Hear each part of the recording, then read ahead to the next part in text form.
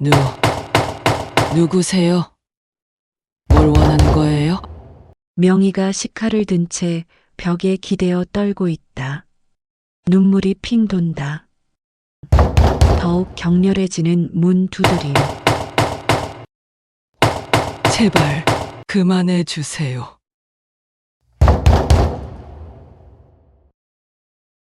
경남 창원의 한적한 주택가. 일은 새벽 5시 30분. 김명희 할머니는 마당에 나와 화분에 물을 주고 있었다. 67세의 그녀에게 새벽 물주기는 30년째 변함없는 일과였다.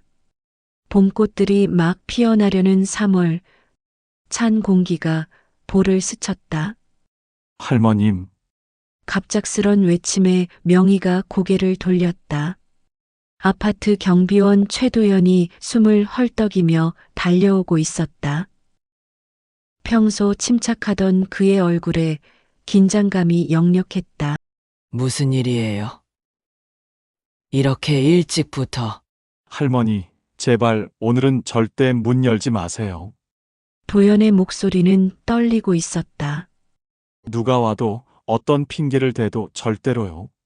명희는 물뿌리개를 든 채로 어리둥절해했다. 아니, 갑자기 무슨. 설명은 나중에 드릴게요. 일단 이거 가지고 계세요. 도연은 작은 호신용 알람기를 그녀 손에 쥐어주었다. 뭔가 이상하면 바로 눌러서 소리 내시고 제게 전화하세요. 꼭이요. 도대체 무슨 일인데 그래요? 도연은 대답 대신 다급히 고개만 끄덕이고는 아파트 쪽으로 뛰어갔다. 명희는 손 안에 작은 알람기를 내려다보며 가슴 한편에 불길한 예감이 스며드는 것을 느꼈다. 평온했던 새벽이 갑자기 위험으로 가득 찬 것만 같았다. 화분에 물을 다 주고 집으로 들어가면서도 명희는 자꾸 뒤를 돌아보게 되었다. 마치 누군가 지켜보고 있는 것만 같은 기분이었다. 집으로 들어온 명희는 거실 소파에 앉아 손 안의 알람기를 바라보았다. 도연의 다급했던 표정이 자꾸 떠올랐다. 평소 차분하던 그가 왜 그렇게 초조해했는지 의아했다. 명희는 창원시립도서관에서 35년간 사서로 일했다. 책장 사이를 오가며 책을 정리하고 매주 토요일 어린이 독서교실에서 동화를 읽어주던 시간들이 가장 행복했다. 아이들의 반짝이는 눈망울을 보며 옛날 옛적에로 시작하는 이야기들을 들려주면 작은 입들이 동그랗게 벌어지며 감탄사를 터뜨리곤 했다. 선생님, 다음엔 어떤 이야기 해줄 거예요? 글쎄, 용감한 공주 이야기는 어때? 그런 대화들이 명희에게는 세상에서 가장 소중한 순간들이었다. 퇴직할 때 아이들이 직접 그린 그림 카드들을 선물로 주었는데 지금도 책장 한쪽에 소중히 보관하고 있었다. 하지만 5년 전 남편 병수가 갑작스런 심장마비로 세상을 떠났다. 40년을 함께 산 사람이 어느 날 아침 침대에서 차갑게 식어 있던 그 충격. 119가 와서 응급처치를 했지만 이미 늦었다. 병수는 평소 건강했기에 더욱 믿기 어려웠다. 장례를 치르고 나서야 혼자가 된 현실을 받아들일 수 있었다. 엄마, 캐나다로 이민 가려고 해요. 토론토에 직장도 구했어요. 아이들 교육 환경도 좋다고 하더라고요. 엄마도 같이 가시는 건 어떠세요? 유일한 아들마저 1년 전 가족과 함께 떠났다. 함께 가자는 제안도 있었지만 명희는 한국을 떠날 수 없었다. 이곳엔 병수와의 추억들이 너무 많았고 낯선 땅에서 다시 시작하기엔 나이가 많았다. 아들도 이해해 주었지만 떠나는 날 공항에서의 작별은 가슴이 찢어질 듯 아팠다. 아파트는 혼자 살기엔 너무 컸다.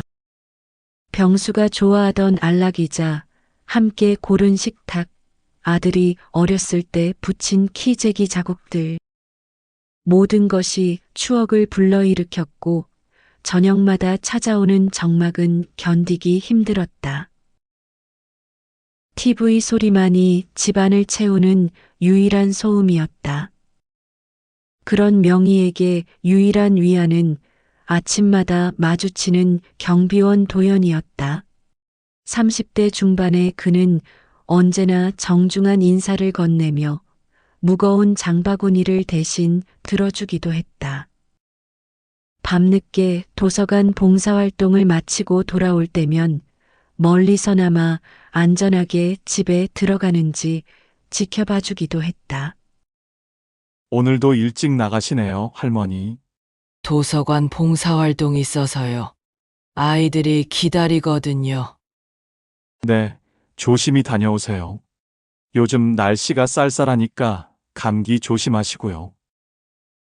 이런 소소한 대화들이 명희에게는 하루의 시작을 밝게 만들어주는 햇살 같았다. 아들이 곁에 없는 명희에게 어느새 도연은 아들같이 친근하게 다가왔다. 한 달 전부터 도연의 표정이 달라졌다. 평소 온화하던 그의 눈에 걱정스러운 기색이 서렸고 명희와 마주칠 때마다 뭔가 말하려다 망설이는 듯한 모습을 보였다. 할머님, 혹시 모르는 번호로 전화 온 적 없으세요? 명희가 장바구니를 들고 마트에 가려던 어느 아침, 도연이 불쑥 물었다. 평소보다 목소리에 긴장감이 섞여 있었다. 전화요? 가끔 보험권유 전화나 통신사 전화 오는데 그런 것 말고요. 그런 건 말고 뭔가 이상한 질문을 하거나 집에 혼자 계시는지 묻는다든지 가족이 어디 사는지 물어본다든지 그런 거요. 명희는 고개를 갸웃했다. 아니요. 그런 건 없었는데 왜 갑자기 그러세요? 그냥요. 요즘 그런 일이 많다고 해서요. 도연이 주변을 둘러보며 조심스럽게 말했다. 집 근처에 낯선 사람이 기웃거리는 거 본 적도 없으시고요. 처음엔 동네 아줌마들에게 하는 평범한 안부 인사인 줄 알았다. 하지만 며칠이 지나면서 도연의 질문은 더 구체적이고 절박해졌다. 할머니, 밤에 외출하실 때는 되도록 일찍 들어오세요. 그리고 택시 타실 때도 집 앞까지 말고 입구에서 내려서 걸어오시는 게. 어머. 왜요? 택시를 집 앞까지 못 타게요? 혹시나 해서요. 요즘 좀 이상한 사람들이 돌아다닌다는 얘기가 있어서요. 도연은 말끝을 흐렸지만 그의 표정은 심각했다. 며칠 후에는 더욱 직접적인 제안을 해왔다. CCTV 설치해 보시는 게 어떨까요? 요즘엔 간단한 것도 많이 나와서 설치도 어렵지 않고요. 아니. 왜 갑자기 CCTV요? 혹시 무슨 일 있는 거 아니에요? 계속 이상한 질문만 하시고. 명희가 따져 묻자 도연은 망설이다가 말끝을 흐렸다. 그냥요. 조심하시라는 뜻이에요. 혼자 사시는 분들은 특히 더 조심하셔야 해서요. 그의 얼굴에 진심 어린 걱정이 어려 있었지만 구체적으로 무엇을 걱정하는지는 말해주지 않았다. 그로부터 3일 후 명희는 밤 10시쯤 동네 마트에서 돌아오다가 이상한 장면을 목격했다. 아파트 주차장 한 구석, 가로등 불빛이 잘 닿지 않는 어두운 곳에 하얀 승합차가 멈춰 서 있었다. 엔진은 꺼져 있었지만 차 안에는 2명의 남자가 앉아 담배를 피우고 있었다.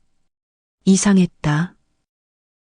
이 시간에 주차장에서 담배를 피울 이유가 있을까? 더구나 저렇게 구석진 곳에서. 명희가 그쪽을 바라보자 조수석에 앉은 남자와 눈이 마주쳤다. 남자는 뭔가 놀란 듯 운전석의 동료와 급히 대화를 나누더니 차는 급하게 시동을 걸고 주차장을 빠져나갔다. 후진하면서도 계속 명희를 쳐다보는 것이 섬뜩했다. 이상하네. 저 사람들 누구지? 우리 아파트 주민인가? 하지만 한 번도 본 적이 없는 얼굴들이었다. 게다가 저렇게 급히 도망가듯 떠날 이유가 무엇인지. 집에 들어와서도 계속 그 장면이 떠올랐다. 등골이 서늘해지는 느낌이었다. 도연이 왜 그렇게 걱정하는지 조금씩 이해가 되기 시작했다. 다음 날 아침 명희는 도연에게 그 일을 말했다. 어젯밤에 주차장에서 이상한 차를 봤어요. 하얀 승합차였는데 사람 2명이 타고 있더라고요. 도연의 표정이 순간 굳어졌다. 어떤 사람들이었어요? 얼굴 보셨어요? 잘은 안 보였지만 40대 정도. 제가 쳐다보니까 급하게 도망가더라고요.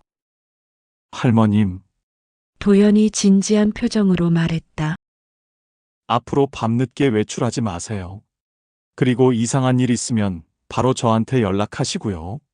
그날부터 명희는 밤에 외출을 자제했고 주차장을 지날 때마다 주변을 살폈다. 평온했던 일상에 작은 균열이 생기기 시작했다. 하얀 승합차 목격 이후 명희는 밤잠을 설치기 시작했다. 작은 소리에도 깜짝깜짝 놀라며 잠에서 깨어났고 새벽마다 화분에 물을 주러 나갈 때면 주차장을 유심히 살펴보게 되었다. 혹시 또 그 차가 와 있지는 않을까 하는 불안감이 계속 따라다녔다. 할머니, 어제 말씀드린 CCTV 말인데요. 사흘 후 아침 도연이 작은 상자를 들고 찾아왔다. 그의 손에는 무선 카메라 세트가 들려 있었다. 이건 간단한 가정용 카메라예요. 요즘 이 근처에 이상한 사람들이 어르신들 집 주변을 왔다 갔다 한다는 소문이 돌고 있어요. 정말요? 무슨 사람들인데요? 정확히는 모르겠지만 혼자 사시는 분들 집만 골라서 기웃거린다고 하더라고요. 며칠 전부터 관리사무소에도 몇 번 신고가 들어왔어요. 명희는 가슴이 철렁했다. 그럼 정말 위험한 상황인 건가요? 아직 실제 피해가 발생한 건 아니지만 혹시 몰라 미리 대비해 두시면 마음이 편할 것 같아서요. 도연이 상자를 열어 보이며 설명했다. 이건 설치도 간단하고 휴대폰으로 실시간 확인도 가능해요. 명희는 망설였다. CCTV까지 달아야 할 만큼 위험한 상황인지 의문이었지만 며칠 전 승합차 일을 생각하니 도연의 걱정을 외면하기는 어려웠다. 그럼 한번 달아볼까요? 어디에 다는 게 좋을까요? 거실에서 현관 쪽이 보이는 곳에 하나, 그리고 현관문 밖을 찍을 수 있는 곳에 하나 더 달면 될 것 같아요. 도연은 생각보다 능숙하게 카메라를 설치해 주었다. 각도를 조절하고 초점을 맞추는 모습이 전문가 같았다. 혹시 전에 이런 일 해보신 적 있어요? 아니요, 인터넷으로 찾아봤어요. 요즘은 설치법이 다 나와 있더라고요. 도연이 웃으며 휴대폰을 꺼냈다. 여기 앱을 깔아드릴게요.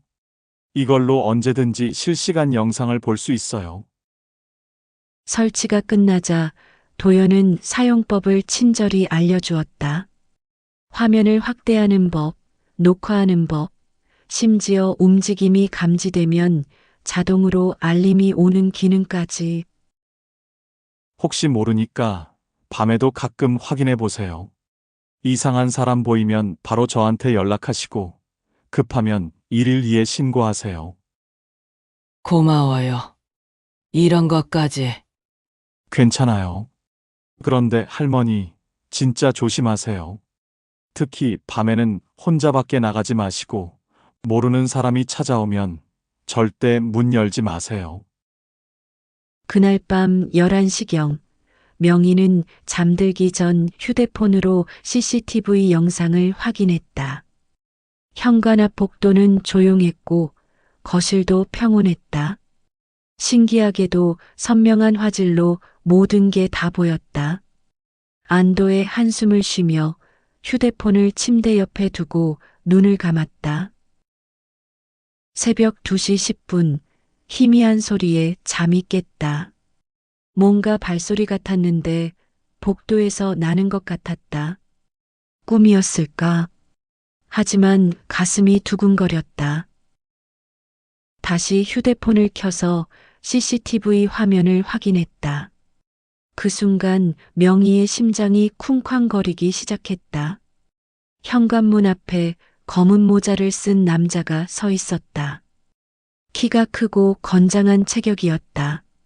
그는 초인종을 누르지도 않고 그냥 서서 문을 바라보고 있었다. 얼굴은 모자 그림자에 가려져 잘 보이지 않았지만 그의 시선이 문 위아래를 훑는 것이 화면에 찍히고 있었다. 남자는 손으로 문 손잡이를 만져보기도 했다. 마치 잠겨 있는지 확인하는 것 같았다. 그런 다음 문틈으로 귀를 대고 안의 소리를 듣는 듯한 행동도 보였다. 명희는 숨을 죽이고 화면을 응시했다.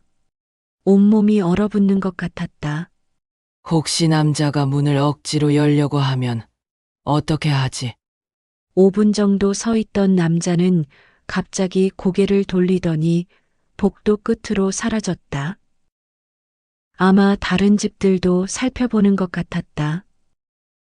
손이 덜덜 떨렸다. 문이 제대로 잠겨 있나 명희는 조심스럽게 현관으로 나가 잠금 장치를 다시 한번 확인했다. 체인까지 걸어두고 나서야 조금 안심이 되었다. 하지만 잠들 수는 없었다. 새벽까지 거실 불을 켜놓고 소파에 앉아 있었다.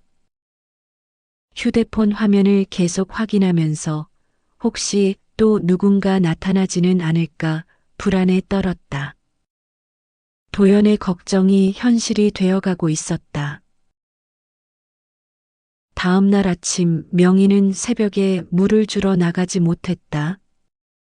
밤새 뒤척이며 보낸 탓에 몸이 무거웠고 무엇보다 혼자 밖에 나가는 것이 두려웠다.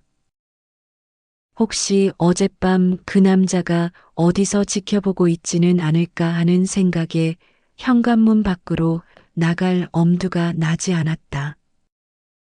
오전 9시쯤 도연이 걱정스러운 표정으로 찾아왔다. 할머니, 괜찮으세요?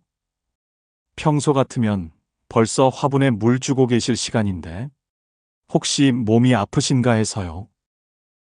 명희는 거의 울음을 터뜨릴 뻔했다. 어제 밤에 CCTV에 이상한 사람이 찍혔어요. 뭐라고요?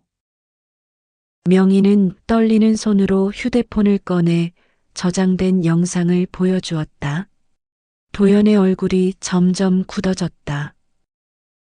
검은 모자를 쓴 남자가 문 앞을 서성이며 손잡이를 만지는 장면을 본 그의 표정은 심각해졌다. 이 자식 정말 왔네요. 이게 대체 무슨 일인 거예요? 왜 저희 집에 이런 사람이 와서? 도연은 한참을 망설이다가 깊은 한숨을 쉬었다. 마치 더 이상 숨길 수 없다는 표정이었다. 할머니, 앉으세요. 말씀드릴 게 있어요. 거실 소파에 마주 앉은 도연은 진중한 표정으로 입을 열었다. 사실은 며칠 전에 동료 경비원들과 얘기하다가 충격적인 소식을 들었어요. 요즘 창원 일대에서 혼자 사는 노인들만 골라서 노리는 범죄 조직이 있다는 얘기를요. 조직이요? 네, 재산 갈취를 목적으로 하는 놈들입니다. 수법이 아주 치밀해요. 도연이 자세한 설명을 시작했다. 이들은 먼저 며칠 동안 표적을 정해서 관찰해요. 언제 외출하는지, 가족은 어디 사는지, 경제적 여건은 어떤지까지 미리 다 조사한다고 하더라고요. 명희는 소름이 돋았다. 그럼 저도 그 다음 단계가 바로 어젯밤 같은 거예요. 실제 범행에 앞서 집 구조나 보안 상태를 확인하러 오는 거죠. 문이 튼튼한지, CCTV는 있는지, 이웃집과 거리는 어떤지. 그럼 이제 진짜로 처음엔 가스 점검이나 수도 검침 같은 핑계로 집 안에 들어가려고 해요. 그래서 제가 계속 문 열지 말라고 했던 거예요. 도연의 목소리가 낮아졌다. 일단 집에 들어가면 그때부터 본격적으로 협박을 시작해요. 저항하면 폭력도 서슴지 않고요. 그럼 경찰에 신고해야 하는 거 아니에요? 물론 신고는 했어요. 관할 경찰서에 여러 번 신고했고, 다른 경비원들도 각자 관리하는 단지에서 신고했어요. 그럼 수사는 하고 있나요? 순찰은 강화하겠다고 하는데, 아직 실제 피해가 발생한 게 아니라서 본격적인 수사는 어렵다고 하더라고요. 증거가 부족하다는 거죠. 도연이 답답한 표정으로 고개를 저었다. 그래서 제가 미리 CCTV라도 설치해 드리려고 한 거예요. 일단 증거를 모으고 혹시나 해서 미리 대비해 두려고요. 그래서 그렇게 걱정해 주신 거군요. 네, 솔직히 말씀드리면 할머니 집이 가장 위험할 수 있어요. 왜요? 일단 1층 끝집이라 외부에서 접근하기 쉽고 다른 집들과 떨어져 있어서 소리를 질러도 잘 안 들려요. 게다가 혼자 사시잖아요. 명희는 그제서야 자신이 얼마나 무방비 상태였는지 깨달았다. 범죄자들에게는 최적의 표적이었던 것이다.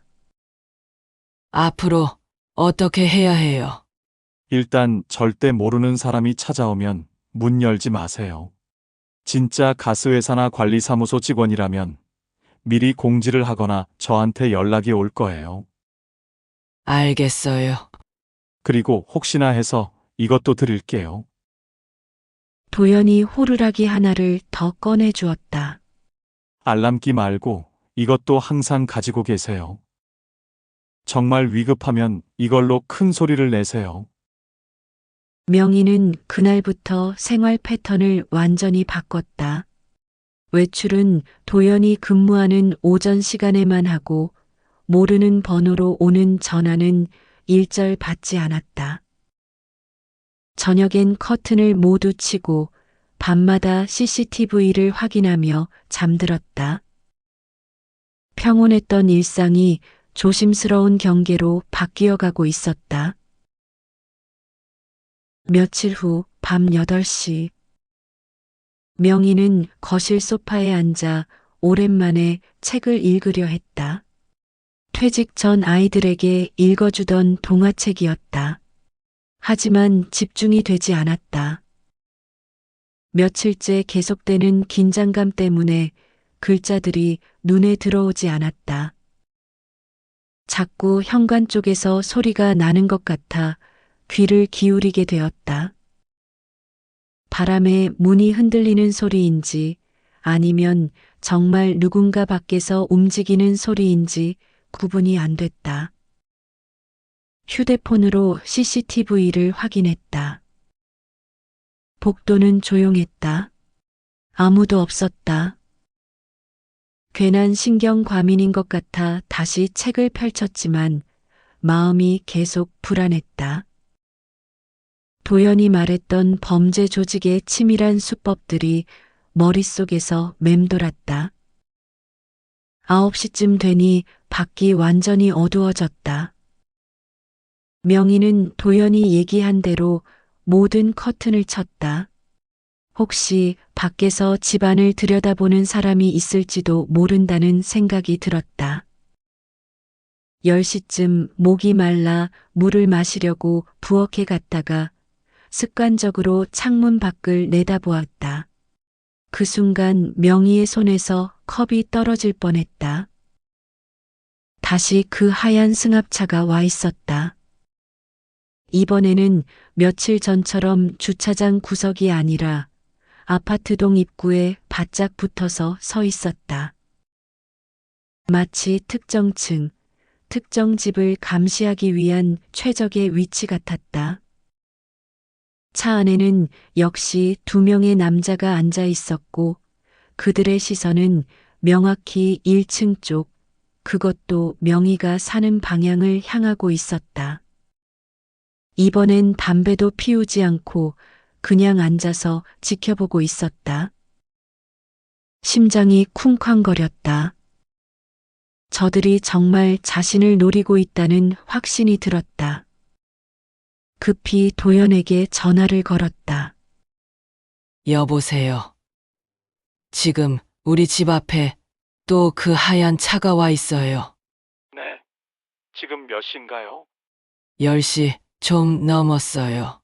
이번엔 아예 우리 동 앞에 바짝 붙어서 완전히 저희 집을 노리고 있는 것 같아요.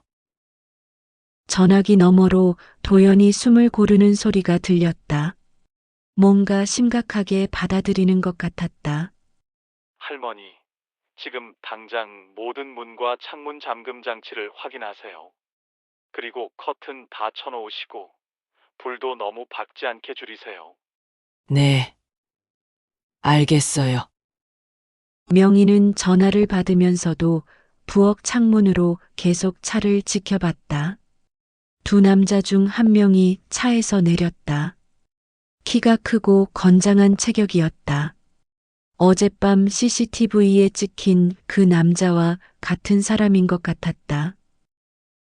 할머니, 지금 뭐 보이세요? 남자 1명이 차에서 내렸어요. 우리 동 쪽으로 걸어오고 있어요. 할머니, 도연의 목소리가 더욱 진지해졌다. 내일이 위험할 수 있습니다. 아마 내일쯤 놈들이 실제로 접근해 올 것 같아요. 내일요? 왜 하필? 보통 이런 놈들이 며칠 동안 관찰하고 정찰을 마친 다음에 행동에 나서거든요. 오늘까지 계속 와서 확인했으니까 내일이 가장 위험해요.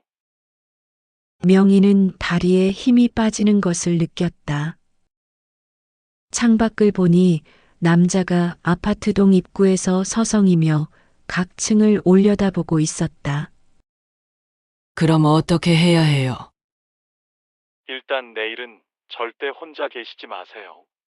아침 일찍 제가 들를 테니까 그 전까지는 아무도 만나지 마시고요. 특히 낮에 누가 찾아와도 절대 문 열지 마세요. 만약에 문을 억지로 열려고 하면요. 그때는 호루라기랑 알람기 다 사용하시고 바로 1112에 신고하세요. 그리고 제게도 연락 주시고요. 제가 경찰서 쪽에도 미리 얘기해 놓을게요. 알겠어요. 무서워요. 괜찮을 거예요. 제가 꼭 지켜드릴게요. 오늘 밤은 거실 불 켜놓고 주무세요. 그리고 휴대폰은 손에서 놓지 마시고 CCTV도 계속 확인하세요. 전화를 끊고 나서 명희는 다시 창밖을 내다보았다. 남자가 건물 주변을 한 바퀴 돌고 있었다. 비상계단 위치, 후문, 주차장까지 모든 걸 확인하는 것 같았다. 정말로 치밀하게 준비하고 있었다. 30분쯤 지나자 남자가 차로 돌아왔다. 2 사람이 뭔가 대화를 나누더니 11시가 넘어서야 차는 천천히 사라졌다. 하지만 이번에는 급하게 떠나지 않았다. 마치 할 일을 다 마친 것처럼 여유롭게 떠났다. 명희는 온몸이 떨렸다. 내일 무슨 일이 일어날지 알 수 없는 두려움이 온몸을 감쌌다. 거실 불을 켜놓고 소파에 앉은 채 새벽을 기다렸다.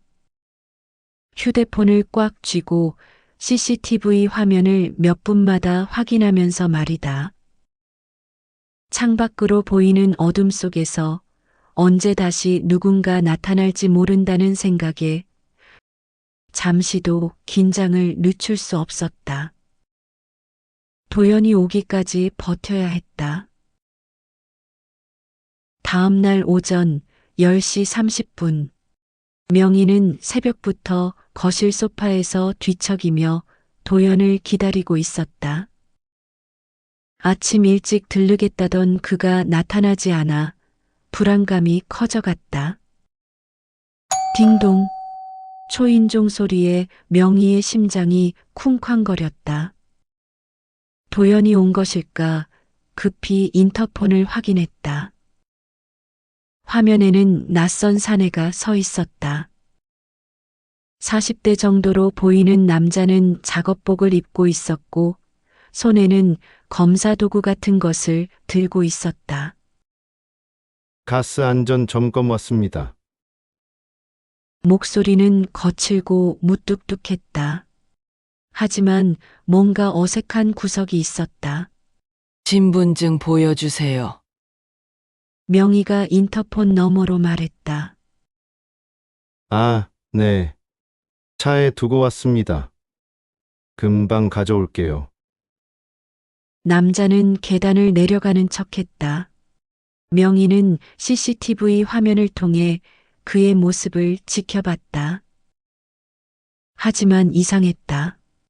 남자는 주차장으로 가는 계단을 내려가지 않고 복도 한쪽 모퉁이에 숨어서 기다리고 있었다. 딩동, 딩동딩동. 이번에는 초인종을 연거푸 눌렀다. 신분증 여기 있습니다. 빨리 문 열어주세요. 다른 집도 많이 돌아야 해서요. 하지만 남자 손에는 여전히 신분증이 보이지 않았다. 명희는 도연이 했던 말을 떠올렸다. 진짜 가스회사 직원이라면 미리 공지가 있거나 관리사무소를 통해 연락이 올 것이라고. 죄송하지만 관리사무소에 먼저 확인해보고 문 열어드릴게요. 뭘 확인해요? 이런 일로 시간 낭비하면 다른 집 점검 못해요. 남자의 목소리가 점점 거칠어졌다. 명희는 관리사무소에 전화를 걸었다. 여보세요? 오늘 가스 안전 점검 나온다는 공지 있었나요? 아니요. 그런 공지는 없었는데요. 어느 업체에서 나왔다는 거예요? 전화 통화 소리가 복도까지 들렸는지 남자가 갑자기 낮은 목소리로 속삭였다. 할머니, 혼자 사는 거 다 알고 있어. 좋게 할 때 문 열어. 명희의 등골에 차가운 기운이 흘렀다. 이제 더 이상 가스 점검원인 척하지도 않았다.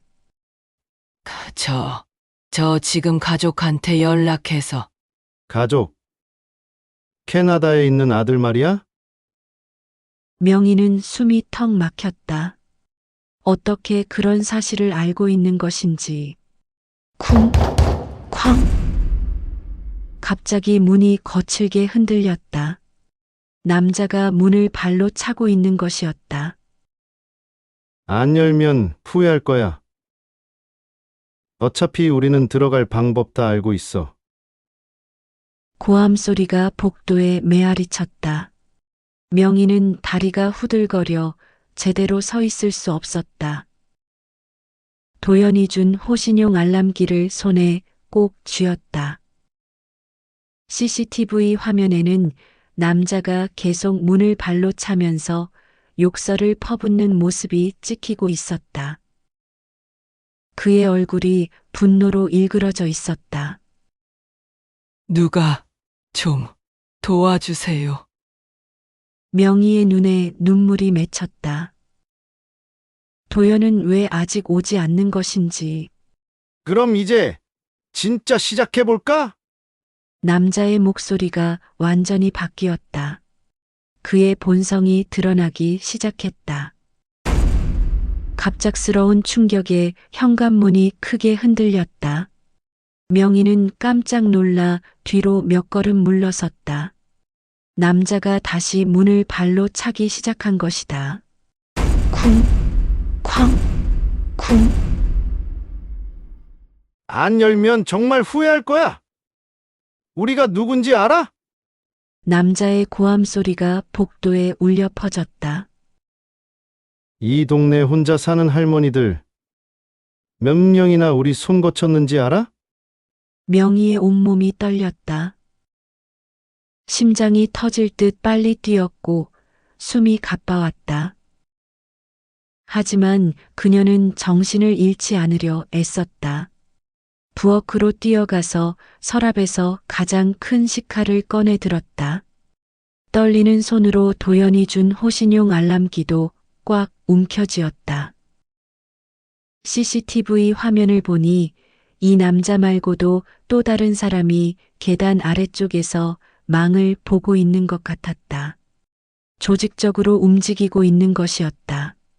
쾅, 쾅, 쾅. 문을 차는 소리가 더욱 거세졌다. 남자가 온 힘을 다해 문을 부수려 하고 있었다.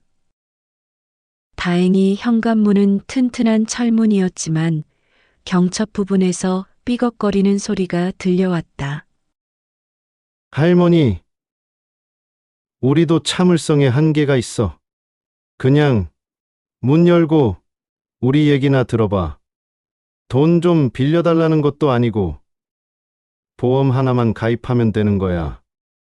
명희는 그제야 그들의 목적을 정확히 알 수 있었다. 보험 사기였다. 강제로 집에 침입해서 억지로 보험에 가입시킨 다음 나중에 보험금을 타내려는 것이 분명했다. 절대 안 돼요. 경찰 불렀다고 했잖아요. 명희가 울음 섞인 목소리로 소리쳤다. 경찰. 하하. 신고나 했나 봐라. 남자가 비웃었다. 경찰 오기 전에 다 끝낼 수 있어. 협조적으로 나오면 5분이면 끝나는 일인데 왜 이렇게 고생시켜? 쿵, 쿵, 쿵. 문을 차는 힘이 더욱 강해졌다. 명희는 현관 쪽에서 멀어져 거실 안쪽 구석으로 피했다. 만약 문이 뚫린다면 최대한 시간을 벌어야 했다. 떨리는 손으로 휴대폰을 꺼내 112에 전화를 걸었다. 112 신고센터입니다. 저기요. 지금 누군가 제 집 문을 부수고 들어오려고 해요. 창원시 성산구 반림동인데요. 빨리 와주세요. 침착하세요. 지금 위치와 상황을 자세히 말씀해 주세요. 명희는 떨리는 목소리로 주소와 상황을 설명했다. 그 사이에도 문을 차는 소리는 멈추지 않았다. 지금 출동하고 있습니다. 절대 문 열지 마시고 안전한 곳에 계세요. 전화를 끄는 명희는 눈물이 핑 돌았다. 도현 씨는 왜 안 오시지? 정말 경찰이 올 때까지 버틸 수 있을까? 쾅, 쾅. 야, 전화하는 소리 다 들려. 경찰 불렀지? 그럼 더 빨리 끝내야겠네. 남자의 목소리가 더욱 다급해졌다. 문 안 열면 더 큰일 날 거야. 그때 현관문 틈으로 이상한 도구를 집어넣는 소리가 들렸다. 자물쇠를 따려는 것 같았다. 명희는 절망감에 주저앉았다. 정말로 들어온다면 어쩌지? 그 순간 복도에서 다른 발소리가 들려왔다. 여러 명이 뛰어오는 소리였다. 그리고 익숙한 목소리가 울려 퍼졌다. 할머니, 도연의 목소리였다. 명희는 안도의 눈물을 흘렸다. 거기 멈춰. 경찰이다. 경찰의 외침과 함께 복도에 여러 발소리가 울려 퍼졌다. 명희는 CCTV 화면을 통해 도연이 경찰관 2명과 함께 뛰어오는 모습을 확인했다. 가슴이 터질 것 같았던 두려움이 순간 안도감으로 바뀌었다. 문을 부수려던 남자는 갑작스러운 상황에 당황했다. 그는 잠시 망설이더니 욕설을 퍼부으며 계단 쪽으로 도망치기 시작했다. 야, 기씨야! 이게 다가 아니야! 하지만 아파트 전체에 이미 경찰들이 배치되어 있었다. 1층 출입구와 후문, 그리고 지하 주차장까지 모든 경로가 차단된 상태였다. 망을 보고 있던 공범도 계단 아래쪽에서 다른 경찰관들에게 붙잡혔다. 꼼짝 마.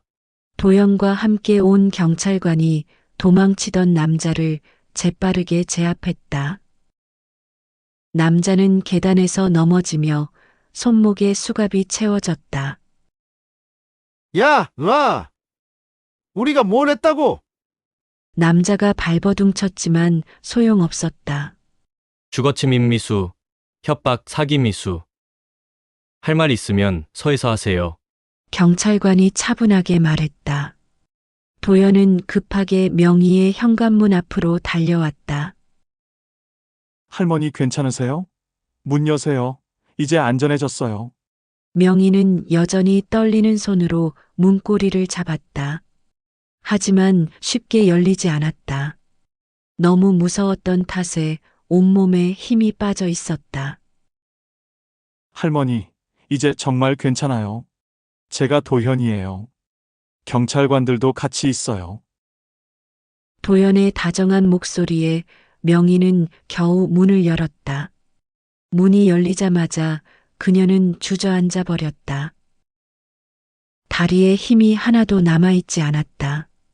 할머니, 도연이 황급히 달려와 명희를 부축했다. 정말 괜찮으세요? 명희는 울음을 터뜨렸다. 그동안 참고 있던 공포와 불안, 그리고 안도감이 한꺼번에 쏟아져 나왔다. 정말 무서웠어요. 문을 부수려고 하고 혼자 사는 걸 다 안다고. 명희가 흐느끼며 말했다. 이제 다 끝났어요. 할머니, 정말 용감하셨어요. 도연이 다독였다. CCTV에 다 찍혔고, 112 신고도 완벽하게 하셨고요. 경찰관이 다가와 상황을 설명했다.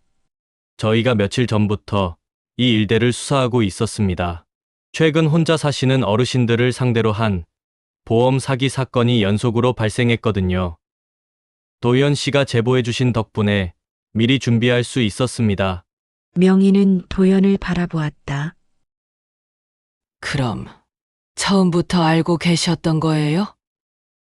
네, 며칠 전부터 수상한 차량들이 이 동네를 맴돌고 있었어요. 특히 혼자 사시는 분들, 댁 주변에서요. 도연이 설명했다. 그래서 경찰서에 신고하고 할머니께도 미리 말씀드린 거예요. 또 다른 경찰관이 명희에게 말했다. 이 놈들은 체계적으로 움직이는 조직입니다.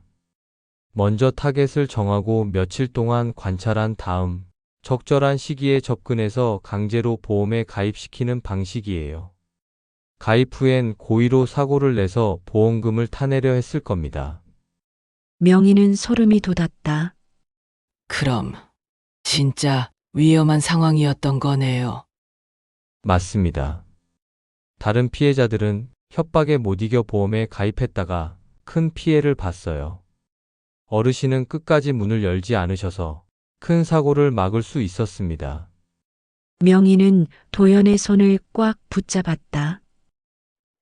정말 고마워요. 아니었으면 전 말을 잇지 못하고 다시 눈물을 흘렸다. 아니에요, 할머니. 저도 제때 올 수 있어서 다행이었어요. 도연이 미소 지었다. 앞으로는 이런 일 없을 거예요. 범인들 다 잡혔으니까요. 경찰관이 마저 설명했다. 이 조직의 핵심 인물들을 모두 검거했습니다. CCTV 증거도 충분하고 다른 피해자들의 증언도 있어서 처벌은 확실할 것 같습니다. 명희는 비로소 마음을 놓았다. 긴 악몽이 끝난 것 같았다. 사건이 마무리된 지 일주일이 지났다. 명희는 여전히 가끔 깜짝깜짝 놀라곤 했지만 예전보다 훨씬 안정을 찾아가고 있었다. 경찰서에서 온 자세한 수사 결과는 그녀를 더욱 놀라게 했다. 이 조직은 지난 6개월 동안 경남 일대에서 활동해 왔습니다. 담당 형사가 설명했다.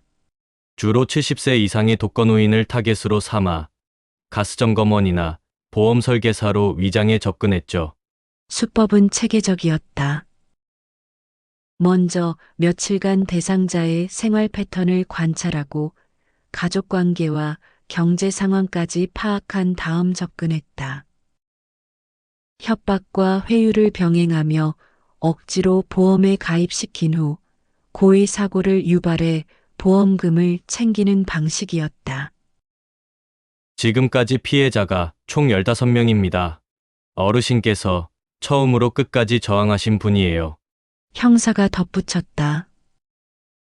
어르신 덕분에 이들의 범행을 완전히 막을 수 있었어요. 명희는 등골이 오싹해졌다. 만약 그날 문을 열었다면 어떻게 되었을지 상상만 해도 끔찍했다. 며칠 후 명희는 정성스럽게 준비한 떡과 반찬을 들고 경비실을 찾았다. 도연은 평소처럼 CCTV를 확인하고 있었다. 이게 다 뭐예요? 왜 이렇게 많이 가져오셨어요? 도연이 당황하며 일어났다. 덕분에 살았는데 이 정도는 해야죠. 명희가 미소 지었다. 정말 고마워요. 도연 씨가 아니었다면 아니에요. 저도 할 일을 한 것뿐이에요. 도연이 쑥스럽게 고개를 저었다. 앞으로도 제가 지켜드릴 테니까 걱정하지 마세요. 명희는 도연을 바라보며 생각했다. 몇 해 전 남편을 잃고 아들이 멀리 떠나면서 세상에 혼자 남겨졌다고 느꼈었다. 하지만 지금은 달랐다. 진짜 가족은 혈연 관계가 아니라 진심으로 서로를 아끼고 보살피는 마음에서 시작되는 것 같았다. 혹시 시간 되실 때 저희 집에 저녁 한번 드시러 오세요. 명희가 조심스럽게 말했다. 제가 아들한테 해주던 김치찌개 끓여드릴게요. 정말요? 그럼 정말 감사히 먹겠습니다. 도연의 얼굴이 밝아졌다. 사실 혼자 사니까 제대로 된 집밥을 먹어본 지가 오래됐어요. 그날 저녁 명희는 오랜만에 정성스럽게 상을 차렸다. 김치찌개에 계란말이, 멸치볶음까지. 도연이 맛있게 먹는 모습을 보며 명희는 마음이 따뜻해졌다. 정말 맛있어요. 어머니가 해주신 밥 먹는 기분이에요. 도연이 진심으로 말했다. 앞으로 자주 오세요. 혼자 먹으면 맛없잖아요. 명희가 미소 지었다. 나도 혼자 있으면 대충 때우기만 했는데 이렇게 함께 먹으니까 훨씬 좋네요. 식사 후 차를 마시며 도연이 조심스럽게 물었다. 할머니, 이번 일로 많이 무서우셨죠? 혹시 상담 같은 거 받아보실 생각은 없으세요? 명희는 잠시 생각하더니 고개를 저었다. 처음엔 정말 무서웠어요. 밤에 잠도 못 자고 현관 쪽에서 소리만 나도 깜짝깜짝 놀라고. 하지만 지금은 괜찮아요. 그녀는 창밖을 바라보며 계속했다. 오히려 이번 일을 겪으면서 제가 생각보다 강한 사람이란 걸 알았어요. 그리고 도연을 바라보며 미소 지었다. 세상에 아직 따뜻한 사람들이 많다는 것도 다시 한번 느꼈고요. 명희는 마음속으로 다짐했다. 다시는 스스로를 무방비 상태로 두지 않겠다고. CCTV도 제대로 활용하고 의심스러운 일이 있으면 즉시 신고하겠다고 말이다. 동시에 세상에 대한 믿음도 잃지 않겠다고 생각했다.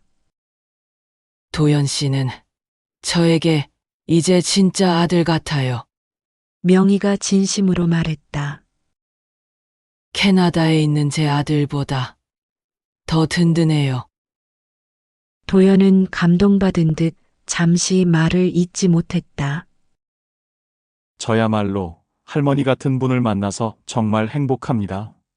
앞으로도 계속 옆에서 지켜드릴게요. 그날 밤 명희는 오랜만에 편안히 잠들었다. 무서운 일도 있었지만 결국 좋은 사람들 덕분에 모든 게 잘 해결되었다. 그리고 진짜 가족 같은 사람을 만났다.